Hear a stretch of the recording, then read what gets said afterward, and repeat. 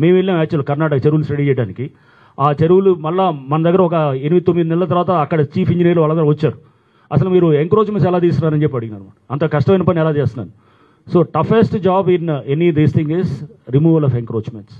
ఎందుకంటే అది చాలా ఇది అంటే ఏంటంటే చాలా మనకి ఇట్లా చాలా ఇది చూశారు కదా నిన్న కూడా అంత పబ్లిక్ మీడియా ఇదంతా వచ్చి అంత రకరకాల ఎవరి దీన్ని వాళ్ళది ఉంటుంది. So this is very toughest job. But you have to do it. చెరువులు కబ్జాలు అవుతున్నా, పార్కులు కబ్జాలు అవుతున్నా, గవర్నమెంట్ ల్యాండ్స్ కబ్జాలు అవుతున్నా, we have to definitely act on this. And దేస్ ఇది ఉంటుంది.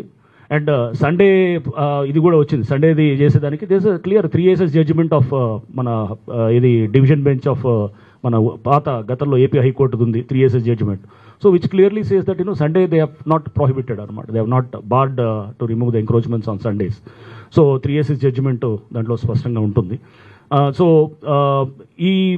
ఈ నేపథ్యంలో కూడా మేము దీంట్లో ఎవరైతే కనుక నష్టపోయారో వాళ్ళు నష్టపోయిన వాళ్ళు ముందుకు వచ్చేసి వాళ్ళకి ఎవరైతే కనుక అమ్మినారో వాళ్ళ పేర్లు ఇస్తే కనుక డెఫినెట్గా వాళ్ళందరి మీద లోతుగా ఎంక్వైరీ చేస్తాం. ఎంక్వైరీ చేసి వాళ్ళ మీద ఖచ్చితంగా క్రిమినల్ చర్యలకి హైడ్రా అక్కడ లోకల్ స్థానిక పోలీస్తో కలిసి వర్క్ చేస్తుంది.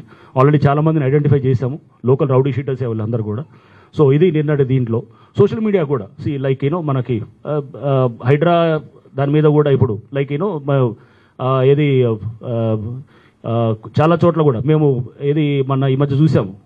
కేసు కూడా పెట్టాం. పహాడీ షరీఫ్ పోలీస్ స్టేషన్లో కేసు పెట్టాం. కేసు పెట్టి అక్కడ ఒక అడ్వకేట్ అతని మీద ఇంకా జర్నలిస్టులు వీళ్ళ మీద కూడా పెట్టాం. సో దీంట్లో చాలా స్పష్టంగా పహాడీ షరీఫ్ కేసులో హైడ్రా కేసు పెట్టింది. ఎందుకంటే ఎవరైతే చైతన్యారెడ్డి అనే ఆమెతోటి పెట్టించలేదు, కావాలని పెట్టించలేదు. ఎందుకంటే రేపు ఒకవేళ ఆ కేసు ఏసీబీకి ట్రాన్స్ఫర్ అయింది అనుకోండి. సో అప్పుడు మేము అది అంటే అప్పుడు ఆమె కూడా culprit. She also will become a culprit.